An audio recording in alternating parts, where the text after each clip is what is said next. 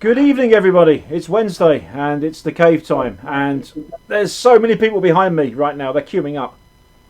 You can see a Liam there. We can see Rhydian and Liam again. Someone else say something. Oh, there's a Lorian. There's Liam again. There's Tristan. Good evening. And Catherine's muted. Catherine's muted. Oh, Oh hello. no, there's Catherine. Right, is that everybody? Did we cover everybody? Yeah, that's everybody. Right, Lorian, have you got? Can we hear you? Oh, Well, if that was aimed at me, then yes, I can. Okay. Fingers crossed this all holds up. Titles. Let's get those out of the way.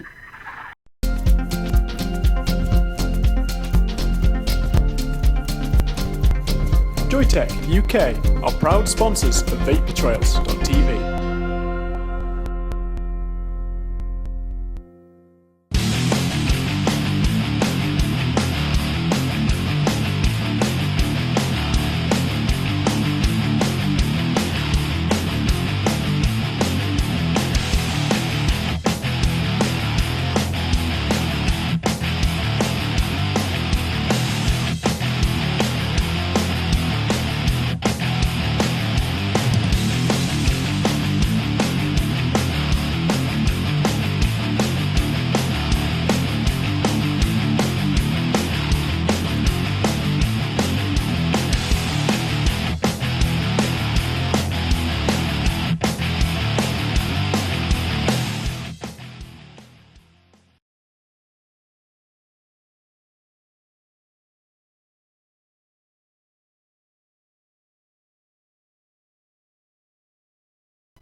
And we're back. So tonight then, it's the... Hello, we've got an echo. Who's echoing? Oh, I don't know. Right, tonight we're tackling the PAS. It's been a long time coming, but Rhydian, over to you.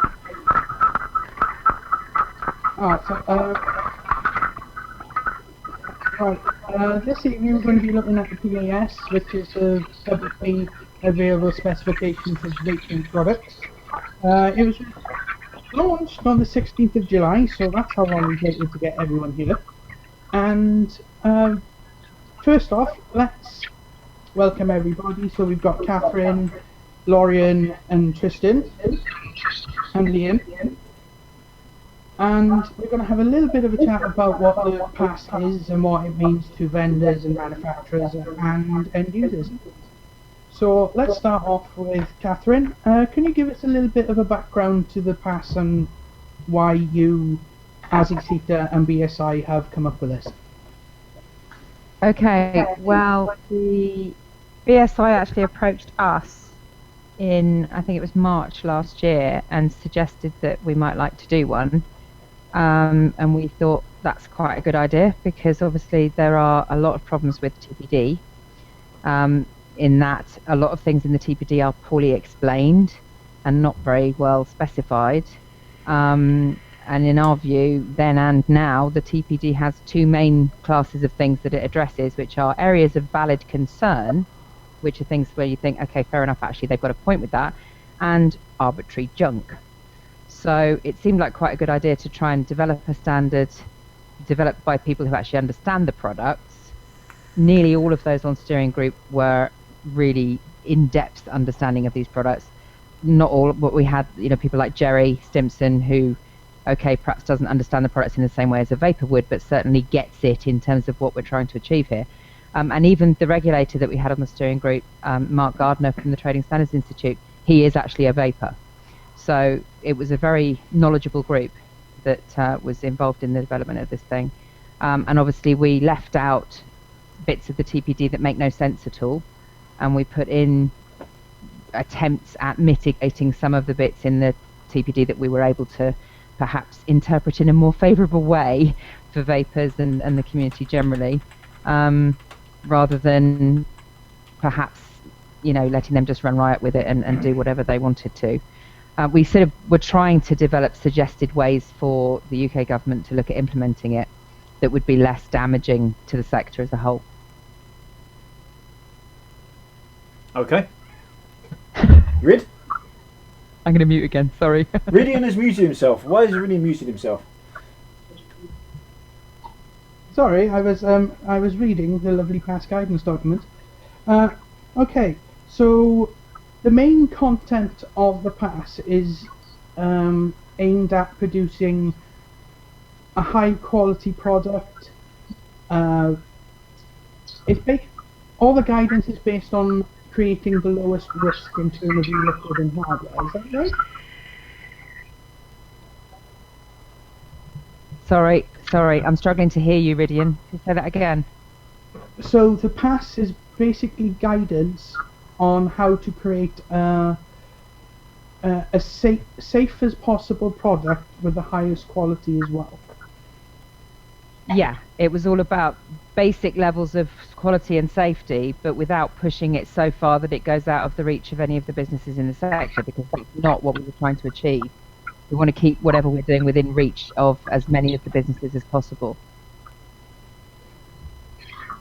I'm sure people in chat would think that's reasonable, so I'm going to open this up to Tristan, who is the owner of Spiritus Vapes. He's a vendor. So, Tristan, what's your take on the PAS and what it stands for? Well, I think at the moment, my main worry is that it would remove a lot of products from the market when potentially we don't need that level of testing. And especially if we look at the Public Health England report from this week, or last week rather, if vaping is 95% safer than smoking, what are we actually testing to get rid of? I mean, obviously that's still a separate propanol, but what other known chemicals are we going to be looking for as well? Is future acid going to be in there? Are the chemicals that we don't yet know are dangerous for us going to be in there? And it's just, until we have this standardised test for emissions and cytotoxicity, I don't know how the PAS can actually help us make something safer, because we don't actually know what's dangerous, or if indeed anything is. Can I come back in on that, Rid? Yeah.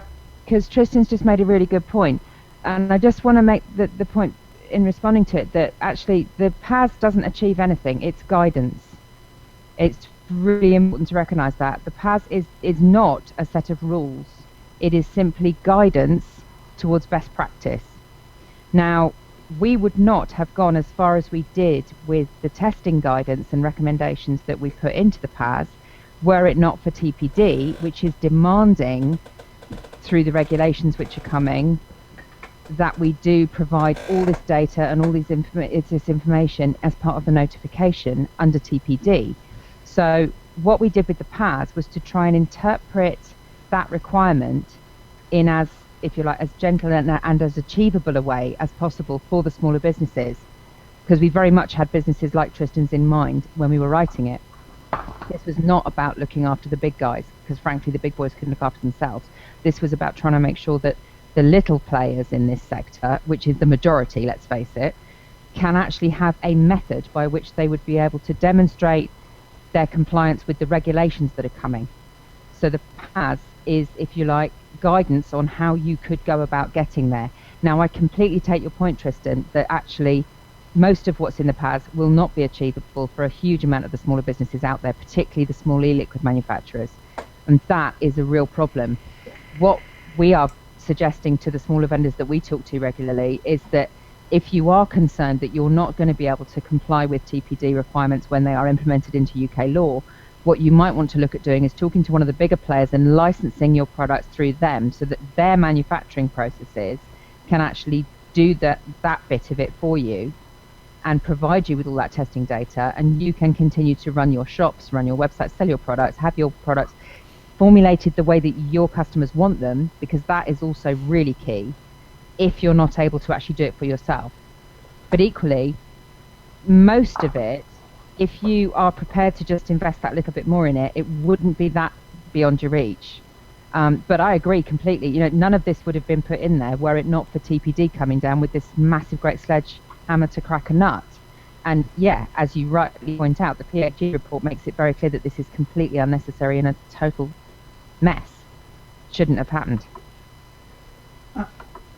What I would like to point out there is that where the PAS differs from the TPD is on one of the main ridiculous points, and that is consistent dose of nicotine uptake, because that is the biggest one that the majority of current big and small e-liquid manufacturers probably will not do, because it's a pharmaceutical type of test, and that's very costly. So that is why the PAS's interpretation of what we have in the TPD is more favourable, because the junk, such as the nicotine uptake and the consistent dose, is not in it, because it's a consumer product and not a medicine, and that's what that point boils down to. Okay, right, I'm going to bring... Right, so what... Think about this, right? Matt, have you got anything to think? Have I got anything? Right, at this moment in time, no, but there is a piece, well, actually I might go through it now, which very coincidentally actually actually arrived in my inbox at around about 4:30 this afternoon. And it was a piece published by Planet of the Vapes, which I emailed out to people that follow, subscribe to them. And the headline is, in the aftermath of Public Health England announcing that vaping is 95% safer than smoking, many feel an important battle in the war for vaping has been won. The fact remains that Article 20 of the Tobacco Products Directive will be implemented in some form, and the Electronic Cigarette Industry Trade Association, e-CIGs, are keen to influence how. I don't know if you've seen this yet, Catherine.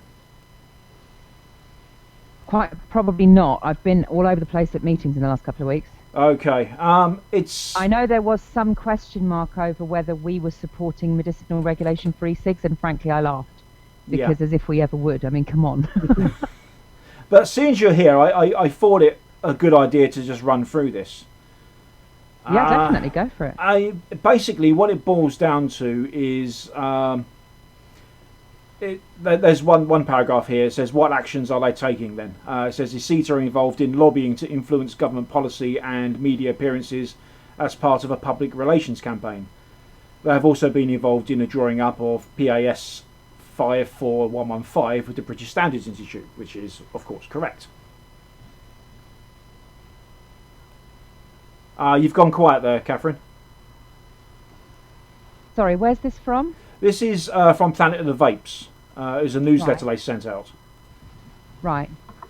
Then it asks the question of why. And they state that they want to appear as though they are taking the lead with corporate responsibility. This helps them with their negotiations for Article 20, but with the Totally Wicked challenge taking place, also positions them with a ready-made regulatory framework that their members can conform to or work towards if Totally Wicked win their legal action. What, with the PAS you mean? Yes, this is what they're trying to say. I'm still not quite clear as to what they're trying to say. Yeah, it's one of these things. I mean, I can't possibly read it all out. It will take too long. And then if you want to talk to somebody else for a minute, I can try and bring it up and see if I can have a look at it. Okay, I'll send this to you. Yeah. Okay. Right, hang on a minute. Rid, can you do some filling in? All right. Okay. Right. As Catherine said, there were a lot of members of the steering group, which was essentially a group of public health, trading standards, manufacturers, and vendors, and consumer representatives. And this is where I bring Lorian in, because Lorian was part of the steering group.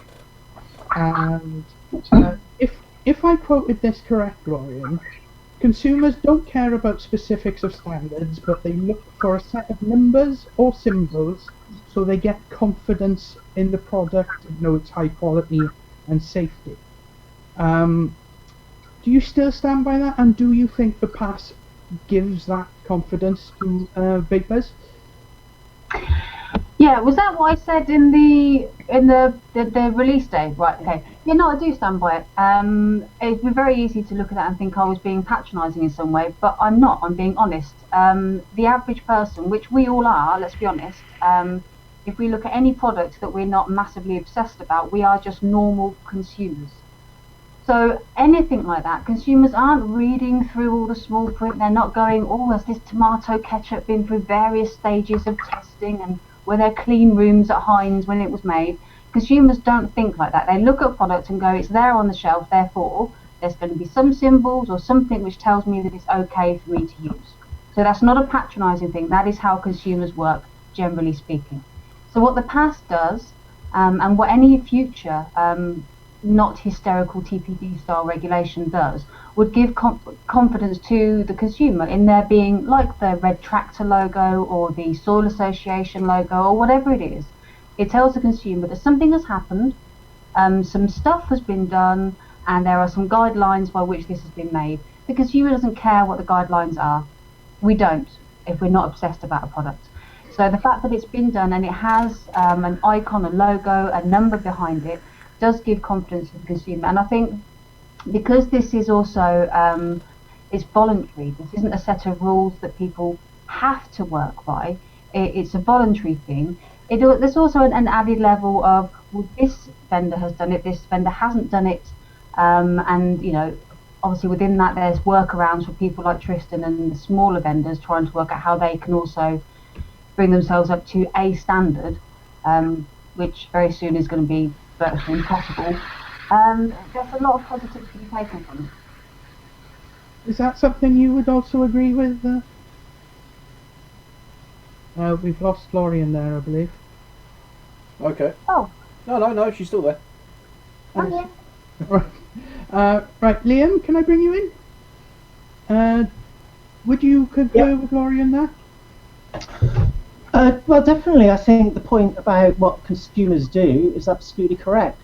I first looked at this when it was open to consultation, and it seemed to be a much bigger document. And I tried to respond to the consultation, but I really didn't know where to go with it.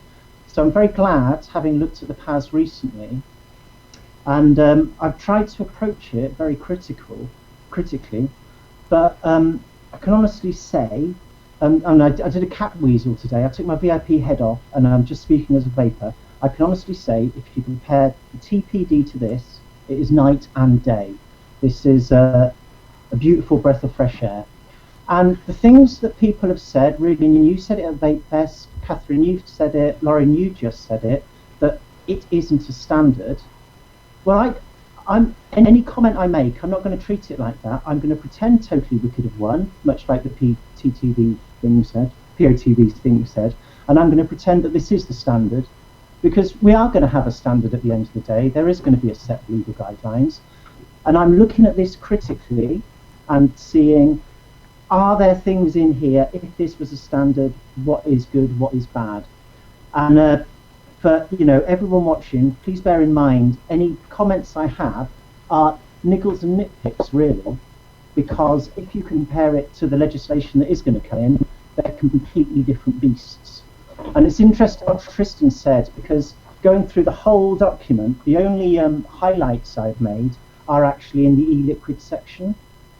And I think, perhaps, as Catherine said, unfortunately, because they're responding to the TPD, it does set the bar a little bit high, not just for the size of companies that might be able to afford things at the moment, but also for startups, and there may be workarounds. I'd be really interested in knowing what the cost of one emissions test for one liquid would be. We'd like to know that too. Yeah, if I put my business hat on, I'd love to know that too. I mean, our best estimate at the moment is that it's going to probably be somewhere in the region of £500 to £1,000, but we just don't know at the moment. Until there is a method, we don't know. Yeah, because if it is a figure like that, I mean, I'm also speaking as someone who had a solar panel installation business for 4 years, and I had to have a quality management system, and I had to go through checks, and I had to keep paperwork, and I had to have an audit trail, and I did that as a one-man business quite happily, and I paid £1,000 a year to be audited, to be assessed, and the rigour of the paperwork seems quite similar to this. So I don't see the paperwork being a problem, because I know it's doable, as long as you can do paperwork. But if it if it costs £500 to £1,000 to test a liquid, that is a real problem with it. It is until you consider the possibilities of read across. Because if you are savvy about how you do it, it may be possible to read across results from one liquid to a whole range. I have read that into it, and also the fact that, say you did your test on a nicotine strength of 12, you could then apply those results to all the nicotine strengths. And Pretty much, absolutely. There's lots of little things in the PAS like that where you can clearly see that it's been written from a point of view to try and be as all-embracing and as encompassing as possible, and to try and allow as many businesses to operate under it as possible. Exactly. So, you know.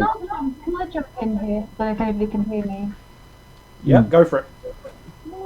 I think what is worth bearing in mind with that is, yes, we are sort of 2 years down the line from 2.5 years down the line from TPD starting. All regulations and legislation at the moment are panic measures, and that's what we had to work within. Was in an environment of, we knew that the MHRA was watching over us, and they had observer status, as did the Department of Health. So with all of that kind of going on around us, we had to work in a frame of, it's almost impossible to work a lot of things out, because everybody knows we don't know the answers to these questions. We don't know the costing of testing. We don't know what things ultimately we're supposed to be looking for in emissions, what the final TPD is going to look like when it actually hits the shelves, as it were. Everything, we are operating in a panic zone where people don't know what's going on, and we had to come up with this PAS in that environment. So it was, like you said, the original document was vast, it was massive, and we battled for hours, and Catherine will tell you this. We sat in that office having hours of conversation over one section in order to how to work it down and make it workable for the smaller vendors. I don't know, this whole POTV blog thing, I've not read it yet, but certainly the thing I got from the top was the idea that PAS was set up in order to favour either big business or pharmaceutical industry. I sat in that room, so that reflected me personally as well. There is no way that I would have played a part in anything that would have been setting up vaping to have been the preserve of either the tobacco industry or the pharmaceutical industry, or anything that wasn't going to benefit the consumer. I mean, that is the absolute bottom line. I wouldn't have took myself out. I would have left and carried on with myself. So the PAS was never about shoving aside smaller vendors. It was trying to work out how to include the smaller vendors, whilst bearing in mind the hysteria and the demands going on around us for what regulation was going to look like. It is as fair as I think we could possibly have made it. You can actually read that on every page, that it's been written in that spirit, and I don't think anybody who actually read the PAS could ever suggest that it's written to help big businesses. It is just an awful shame that there has to be that emissions test in there. Yeah, but that's from TPD. But TPD demands that, and again, that is one of the most frightening things that TPD2 demands of this sector, which is why we tried to mitigate that as far as we possibly could. And it's also worth bearing in mind that actually this PAS is not reflective of where e-cigs, we think the industry should be right now, but where it ought to be aiming to be at in about 5 years' time. Now, unfortunately, of course, Brussels, and therefore the UK government, is not giving us the time to develop this sector in the normal, natural, organic way that we've been developing it, because they've demanded now that we have emissions testing, that we have toxicology, that we have bloody dosing and uptake. I mean, it's preposterous. So we tried in the PAS, as Lauren was just saying, we were thinking constantly about the small vendors, the small single unit, one shop stop, really small companies, and how on earth they were supposed to be able to comply with TPD, and that is what this guidance was aimed at. I have now read the TPD thing. I think it's a great shame that Lauren and we and everybody else involved with the steering group and this PAS has been slurred like that. But it's a natural reaction from a community that is fearful of what is being done to them. you know, there are good things. There are genuine concerns that came out of the TPD process.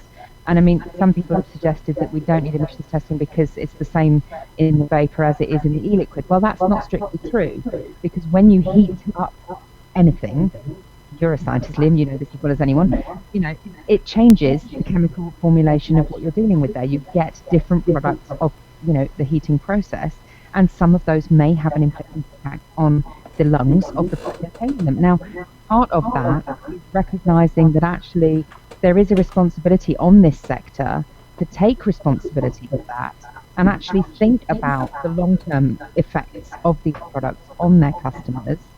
And I think it's entirely appropriate that at this stage we should actually take a good hard look at ourselves and say, well, maybe actually we do need to be doing a little bit more.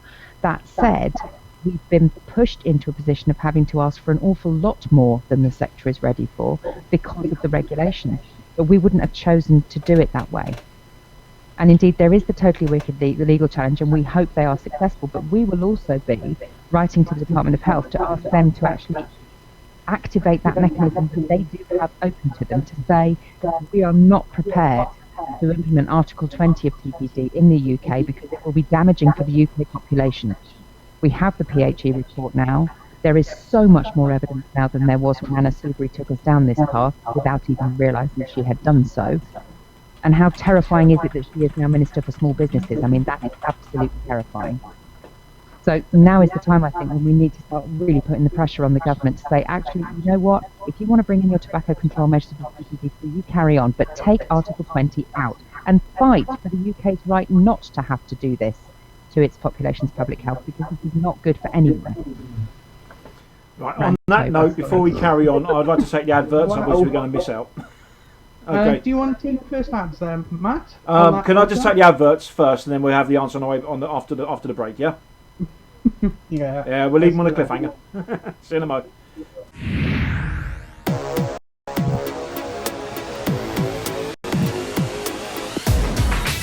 Often imitated, never duplicated. Award-winning service and products from cloud9vaping.co.uk. Dripper selection boxes now come in 0 and 3 milligram strengths. So tell Dripper the kind of flavours you like and we'll send you 70ml of some of the world's most exciting flavours every month. With free delivery anywhere in Europe, treat yourself to a Dripper box today. Dripper.co.uk.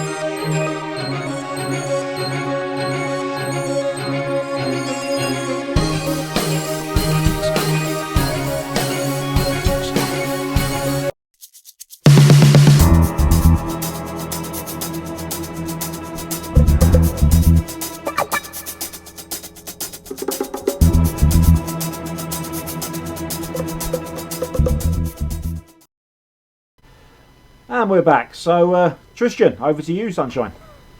Yeah, I mean, my worry with the testing is, I mean, it's nice to hear between 500 and £1,000. Because I've heard people talk about figures sort of 20,000, 25, 30,000. But it's all, you know, I've got 100 products, so even if it's only £1,000, that's still £100,000 to get my products tested and certified. And that's assuming that they're all fine first go. If they're not, could be 200,000, 300, 400, 500,000 and more. And you know, at what point do we test products? I mean, we take custards, for example. They arrive, they're nice, but 3 weeks after you've had them, you know, they're steeped for a while. The chemical composition of them changing all the time. You're getting a lot darker, a lot thicker. The taste is changing. You know, you can test something when it's first bottled, but then 6 months later, the composition might be completely different inside the bottle. So it's just all much of a muchness for me. I don't understand how anyone accepts extremely large companies can possibly hope to go through one round of testing, especially with the cost, the potential cost of the computer system to keep track of everything every year and the reporting. And it's only paperwork, but it gets quite expensive paperwork from what I've been reading. Yeah. Can I just come back on that? Because actually I think there's been a bit of a misunderstanding here about the emissions testing. You're saying you've got 100 products, but you haven't got 100 different atomizers, have you? No, 100 flavours at 4 strengths, so Right. effectively 400 products. Okay, but the thing is, the guidance in the PAS suggests that the emissions testing actually relates to atomizers. Because that is the point at which we're interested in knowing whether there is a problem happening with the heating process. If the heating process of any liquid in the atomizer is causing dangerous substances to be emitted from the atomizer, that's where the problem potentially lies, because we frankly agree with Farso that if you've got what's in the liquid, heating that shouldn't be that causes a problem. It's only going to be a problem if the atomizer is giving off metals or something dodgy from the atomizer. So it's only atomizers that you'd be testing for emissions testing. Right, I'm with you. So with the e-liquids, you'd basically just be doing a sort of generic test and then a read across. Right, okay, I'm with you. So it shouldn't be too sinister. No, we'll see. Does that put you a bit more at ease there, Tristan? It does a little bit. I mean, I import from the States, and each of my suppliers all have either their own lab or they outsource to a lab to produce things. So nothing's homemade that I stock. And from what I've seen and what I've spoken to, I'm confident that they can adjust what they do should they need to be more sort of UK friendly. It's just without knowing what the rules are going to be, and without being a member of an organisation such as e-cigs, it's difficult to do anything but panic a lot of the time and put headlines about things, and then get a little bit annoyed that the smaller people are sort of being left out a little bit in favour to bigger players sticking around longer. Okay. That's totally understood, sweetheart, but I would urge you to give us a ring, because actually we're always helping out the smaller vendors and we don't charge them a penny. So please do get in touch, and we are very, very happy to help you if we can in any way. You don't have to be a member of a CETA to get advice from us. So, give us a call. We've done 2 out of the 3 seminars we're running this year. If you haven't been to one, please do try and come to the next one. The next one's in October. That will be the last one this year. But we've been trying to reach out to the smaller vendors who are not members of a CETA to give them information, give them advice, and give them some support as to what is coming, so that they're aware of what's coming, as far as we know that yet, as far as that's been decided, and actually try to give you guys some support to help you deal with what's happening to your sector, because it's happening whether we like it or not. And let's face it, we don't like it, but it does appear to be happening. So we've been trying all year to try and reach out to the smaller vendors who are not members of a CETA and kind of give that help. So please do get in touch with us. From my point of view, I have the document in front of me, and I completely get the confusion point, because the emissions part that you mentioned, instead of being in the hardware part, is in the e-liquid part. But maybe that's just my reading of it, because it goes 4.9 e-liquid testing, and then 4.9.5 emissions, and then it talks about all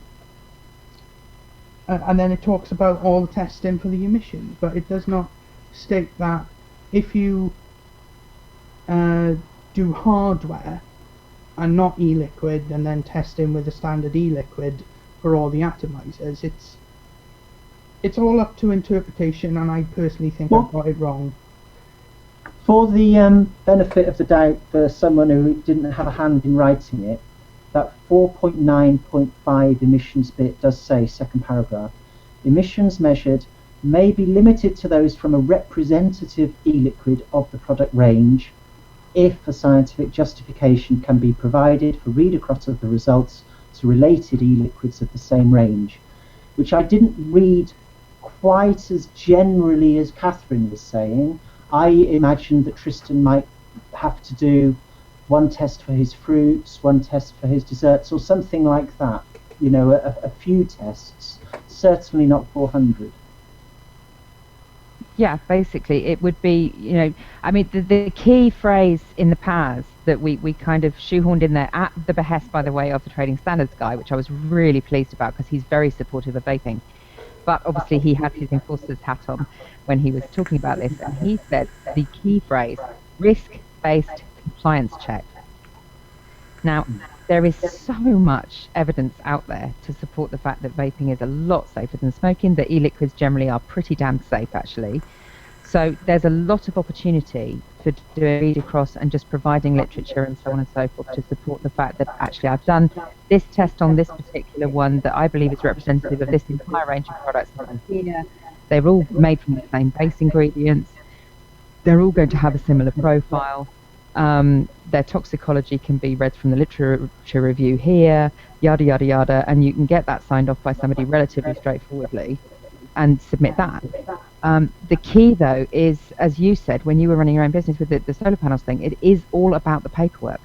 And this is where we've been trying to offer the support to our members and to the rest of the industry, but also through the PAS, trying to just identify really clearly, as far as we were able, within the confines of standardese, which is a ridiculously weird language, but to be able to set out exactly what you should have in your technical dossier, what sort of information you would need to include in your notification, because when it comes to the notification thing, whatever it's going to look like, the more information and paperwork you can flood them with, the less likely they are to scrutinize you, frankly, because they're not going to have time to process all this paperwork that people will be submitting.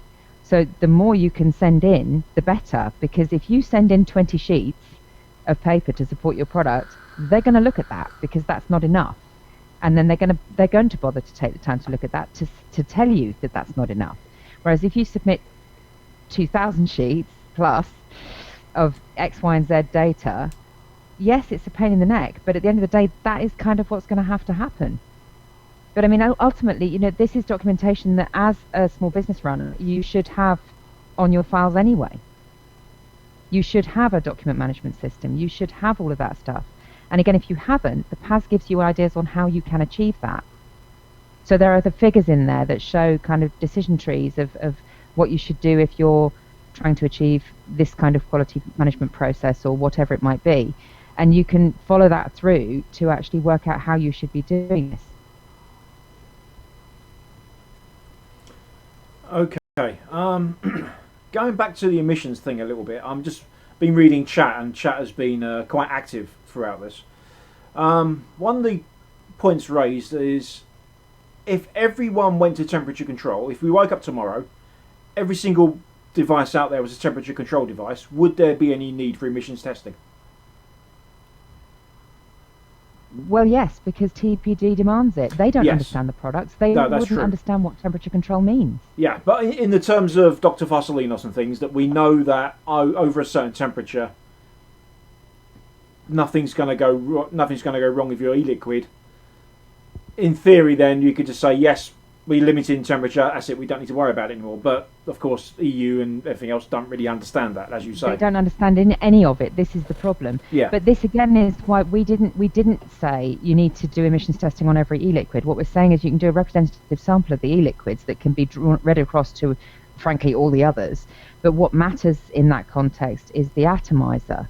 And that does make sense, because if you've got a temperature limited atomizer, there's no reason why you can't just submit that and say ours is temperature controlled, so we don't need to do this, because we know from whatever else, as long as you can scientifically justify it. And that's what it comes down to. You need to be able to get someone like Farsinos or someone who is qualified to make that judgment call to write down for you a document that confirms this is not going to be a problem because the temperature has been controlled. So the liquid is not going to be heated above to a dangerous level. And then you're covered. Okay, I think that answers that quite fully. Right, Rhydian? Yeah, we did have a question coming from chat. We had David Luckhurst asked, how long would it take to test the e-liquids? I guess that would depend on where you're sending it off to test and how many e-liquids you have. But Catherine, have you got a better answer than that? Well, again, I mean, if you actually read in the PAS, what we're suggesting is that if you or indeed your suppliers have actually tested the base ingredients that are going in to formulate your products, we're talking the nicotine that's coming in, which should be pharma grade. If that's coming in with documentation to support it, that solves that one immediately. Your glycols as well, your propylene glycol and your vegetable glycerin, those two should be coming in as pharma grade with the documentation that confirms that they are pharma grade. Now, if you've got that documentation supporting it at that level, then you've only really got to kind of do really minimal testing on this risk-based compliance thing. Okay, initially you probably need to do a little bit more, but then you can tail it off really quickly as soon as you've demonstrated that you're getting consistent results. So it's not as if you've got to go in and test all 400 in your range. You don't have to worry about different nicotine strengths, provided your nicotine is certified as pharma grade. You don't need to worry if it's an 8 meg, a 12 meg, a 16 meg, whatever it might be, because the nicotine content isn't going to affect the quality standard of the finished product as long as the nicotine itself comes in certified. So already you can kind of take a quarter of the stuff that you don't need to worry about. You know, a quarter of your products is all you'd need to worry about because the rest would be the same thing in a different strength. So that wipes out all of that. And then you've just got to do enough testing to be able to demonstrate consistency. And then you can, on a risk-based compliance schedule, you can say, we don't need to test this again for 3 months, 6 months, a year, 2 years, 3 years, because we know it's okay. Our systems are all in place. All of our systems are documented, so we can demonstrate that we're going to get consistency of quality in these products. Okay, so essentially what you're saying there is because you're using pharma grade ingredients, they've already been tested because they're pharma grade. Yes? So if the flavouring suppliers were to submit their testing, all you've got to do is prove that you're mixing them in the correct ratios. Exactly. Yeah. It's partly ratios and it's partly also your own process control. Yes, yeah, your quality control. You know, you've got to have your quality control in place and you've got to be able to prove that with documentation. And to be perfectly honest, I think that is actually something that is required even now. Because ultimately, although I don't want to crush out any of the smaller businesses, nonetheless, we do need to recognise that everybody in the vaping sector is supplying a product for inhalation. And that has the potential to do so much harm if it's not done right. Mm. And nobody wants that on their conscience, and certainly nobody wants to be put in prison for harming somebody in that way. So in that instance, all would have to happen is, say, the Perfumist Apprentice or Decadent Vapors or whoever flavouring manufacturers, just flavour art, get their stuff tested, prove it's okay for inhalation. That means the juice manufacturers can add it to their stuff and just prove their process then. Well, that's exactly what we would hope to see happening, and we are in the process of trying to reach out to flavour suppliers to say to them, look, if you want to sell into this market, you are going to need to absorb an awful lot of these costs. And if you think about the food flavouring industry generally, before vaping came along, those companies that were involved in the production of food flavourings, they are absolutely used to dealing with having to do toxicological testing on their products.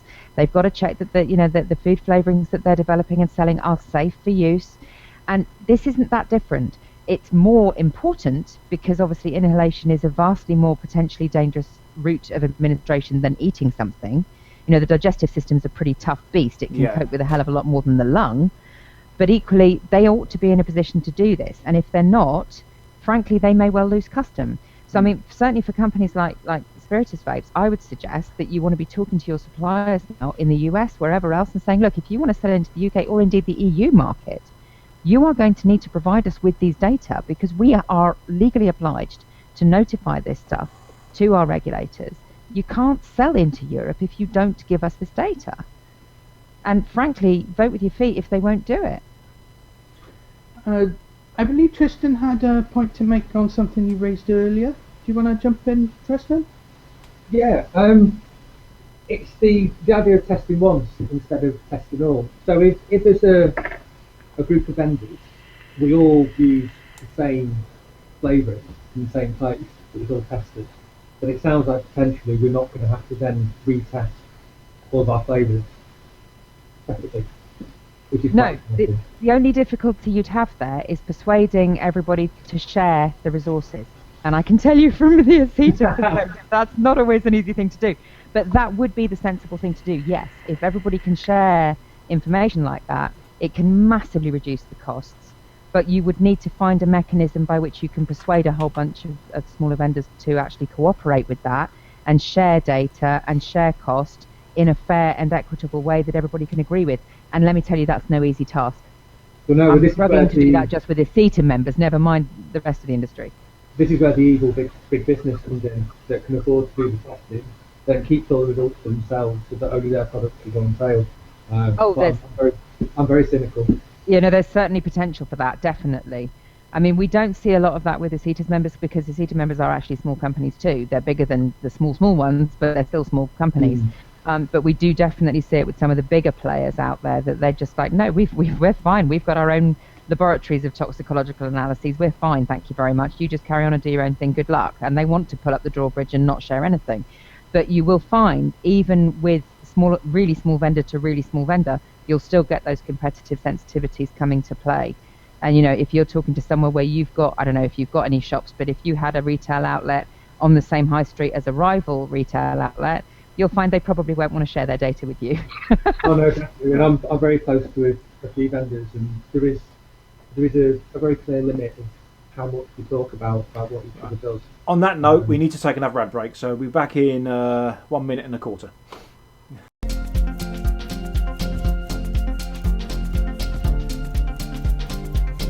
Joytech UK are proud sponsors of vapingtrails.tv.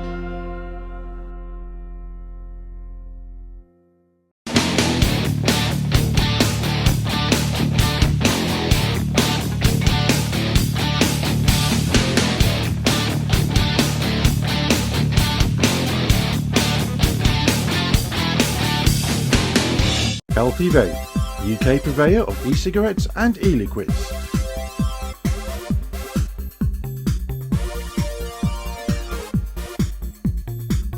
Proud sponsors of vaping entertainment on Vapor Trails TV.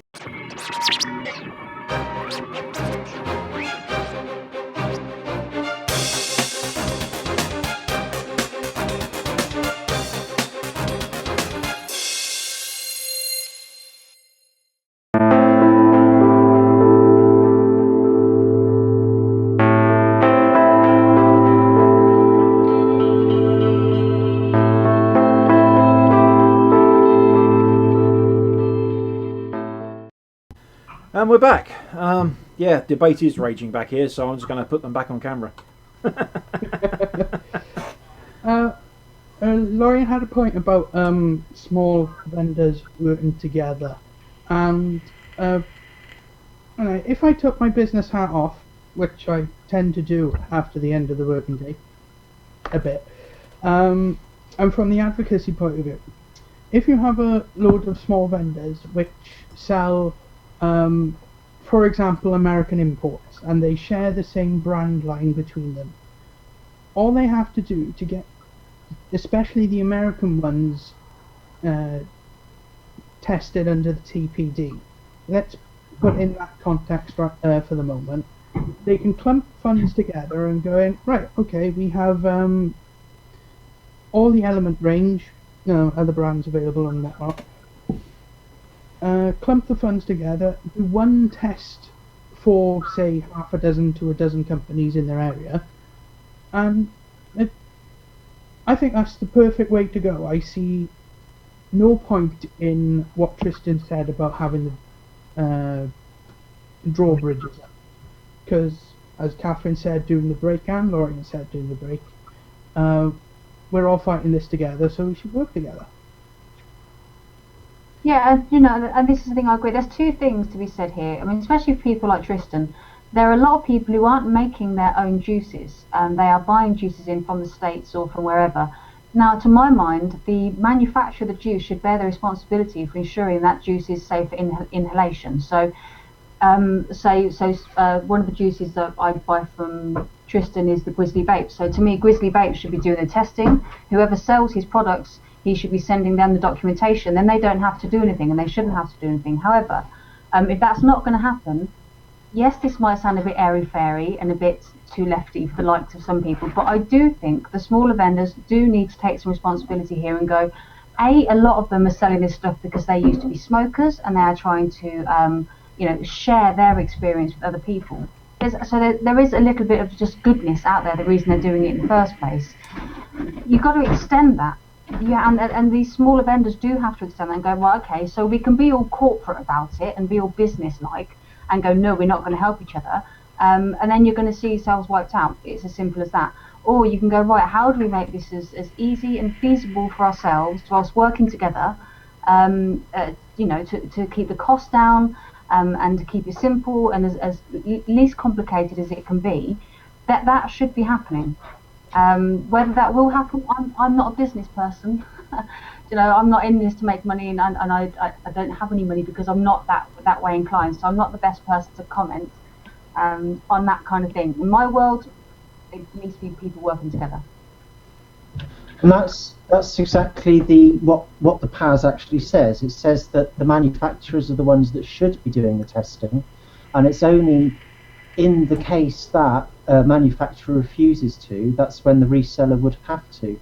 And it's in a way shocking that it's had to be written like that there's even any suggestion that a shop buying a product, a reseller is nothing more than a consumer, really. They're buying a load of product from someone, they have to know it's safe to buy it.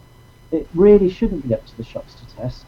And from what I can see, the PAS, in as much as it can, because there has to be this emissions test, has tried to put the emphasis on the manufacturers doing it. And when I was reading through it, I didn't even think that resellers might be doing the testing. My concern was for small guys wanting to start up a juice company and wanting to do it all properly.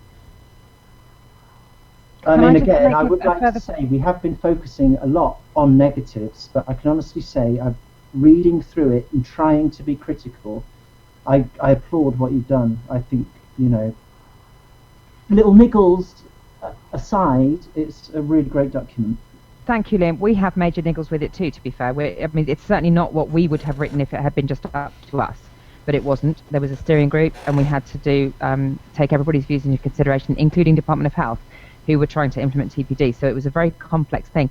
But on that particular point about resellers passing the cost up to the manufacturers, we believe that's the way it should be. You believe that's the way it should be. However, with that bit in the PAS, the reason why it's written like that is because I didn't want to put someone like Tristan in a position of wanting to be able to import his juices from the States that his customers want to buy, that his customers are relying on to keep them off smoking. I didn't want him to be in a position where his US manufacturer says, do you know what, we don't actually give a shit about the UK. We don't care about this. We're not going to do this testing for you. In which case he would have been stuck, unable to sell that juice to his customers who are relying on it. So the reason that we've put that into the PAS so that if they can't get it from their supplier, they can do the testing themselves, is so that they do have that option available to them if they want it and if they can access that. Because I was really keen to ensure, I think we all were, I don't know what Lorraine's views are on this, but when we discussed this in the steering group, I seem to remember that we were all broadly of the same mind here, that what we didn't want to do was trap any of the smaller vendors who might have perhaps slightly less scrupulous suppliers who frankly don't give a damn about EU regulations and it doesn't affect their bigger business in the States or whatever, turning around to our guys over here and saying, do you know what, we don't care about you, tough luck, we're not going to do it. At which case, we wanted to give them a way of being able to do it for themselves independently of those suppliers if they had to. But clearly, the logical and correct way that this should work is that those costs would be borne by the manufacturers, the actual manufacturers, not the legal importer manufacturers, but the actual people making the products, because they are the ones who are in a position to get the economy of scale, afford to do the testing because they're bigger businesses, and if they want the business that they can get from these guys in the UK and across Europe, they'll have to bear those costs. Okay, I'm going to say one name to prove all of what Catherine just said and the need to have the options for both sides. It's 5 Pawns. And look at what 5 Pawns did to us. And I think that situation encapsulates perfectly why, yes, you've got a bunch of vendors, who, manufacturers who will undertake the testing, they will be honest, and they will share the data. But then even somebody as big as 5 Pawns ultimately went, and that's what happened. And it was only because an individual vendor went, actually, we'll test this ourselves. In case you hadn't guessed, I'm really quite cross about the 5 Pawns thing. I think it was disgusting behaviour. But it does highlight the fact that to a point you can rely on the people manufacturing the juice to do the testing and for them to be honest, but there has to be a fallback for the fact that at some point someone's not going to be honest. And unfortunately, the first person that trading standards or solicitors are going to go to is the person selling the juice.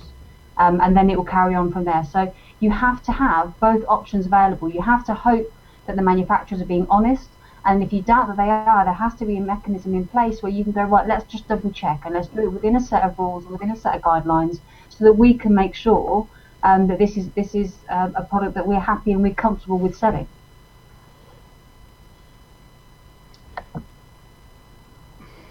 I've just forgotten my real big issue with it, and this is a deal breaker. There is no longer an aceta-ati.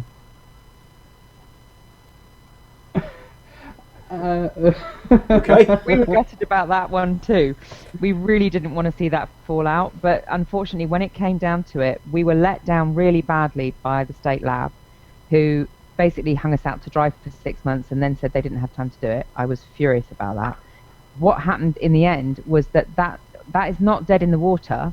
It is now in a lab and it is being worked on and looked at, but what it needs is to be validated as a test method, otherwise it's useless. And because it's not a validated test method yet, steering group voted against us on that and said, no, you can't keep it in there because it's not a validated test method, so you can't use it. So that has fallen out of the PAS, but it hasn't fallen out of existence completely. It does exist, it is in a lab, it is being looked at. We do hope that at some point we will be able to introduce that, because I do think it's a really good proportionate solution to what could be potentially a really big problem. That said, that problem is solved in the PAS in a really straightforward way by saying, look, just take any atomizer to test your e-liquids on. If you're selling your e-liquids with atomizers, pick your best selling products and test them on that, or whatever it might be. But it is a shame that fell out. The other thing that was the real, oh my God, I nearly cried when it fell out of the PAS, was battery safety. Because, I'm sorry, yes, I know it's a battery issue, not an e-cig issue. Sorry, Lorian, I'm going back to that row we had for that whole bloody day in that bloody stuffy room. But it was horrific when that fell out. The thing is, we've got a real solution here for battery safety testing and charger safety testing. Tom's continued to work on it with a battery safety testing house who have said they can't come up with anything better. And they agree with our assessment that the existing standards are just not good enough.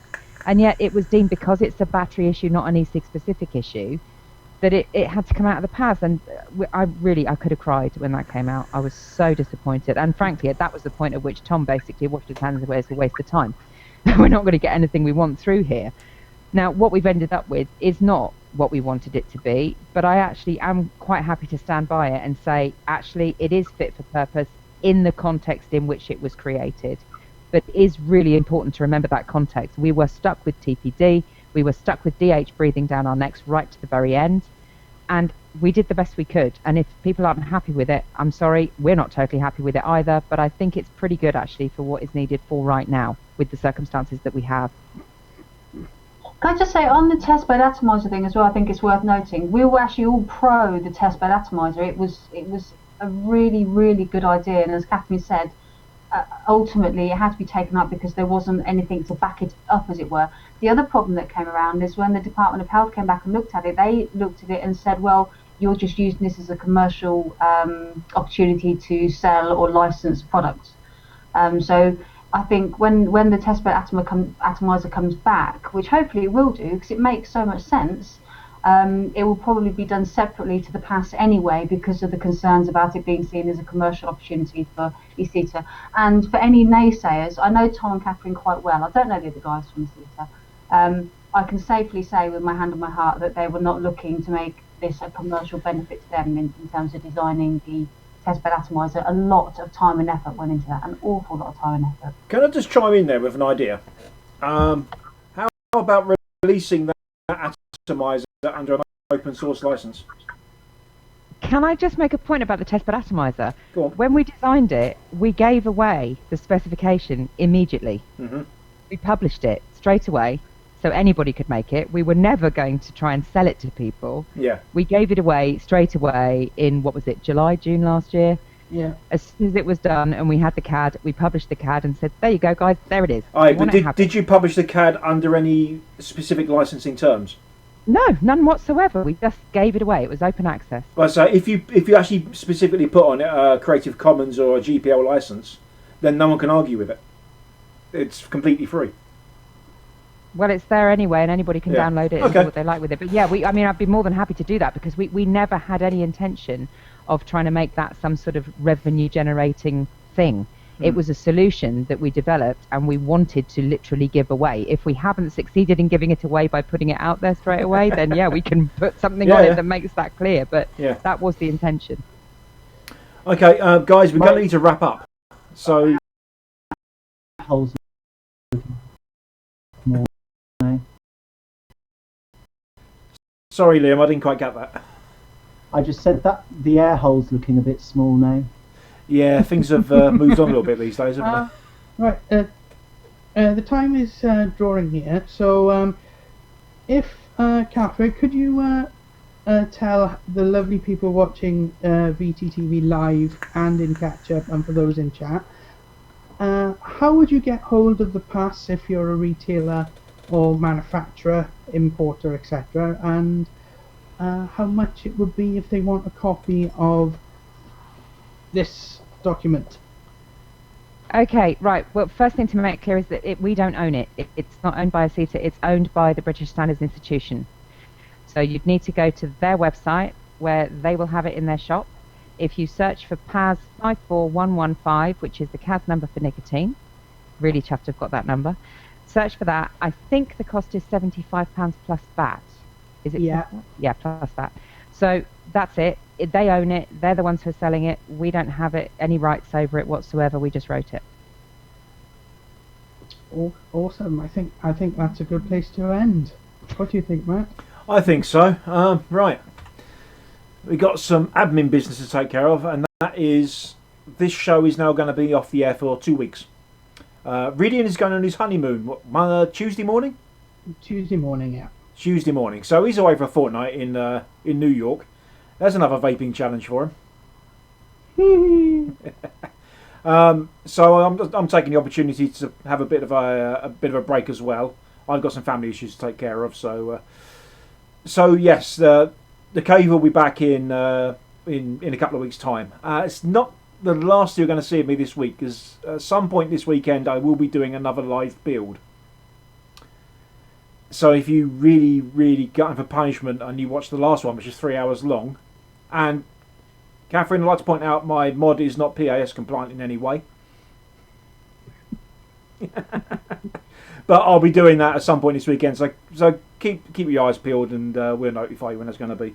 So all that remains then is to say goodnight to our guests. So I shall read them out.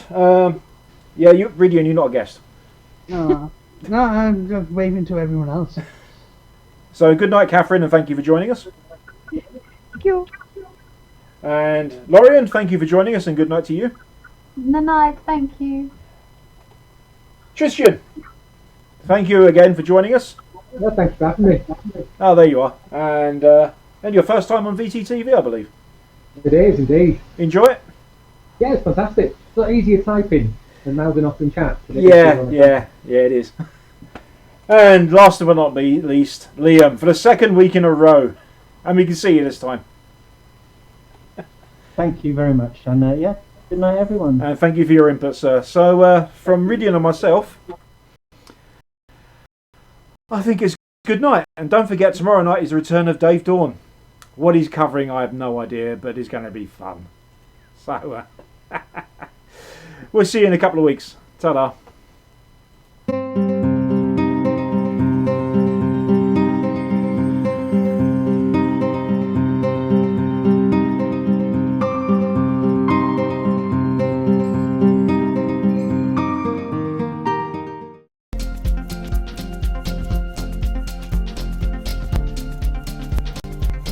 Joytech UK are proud sponsors of vapetrails.tv.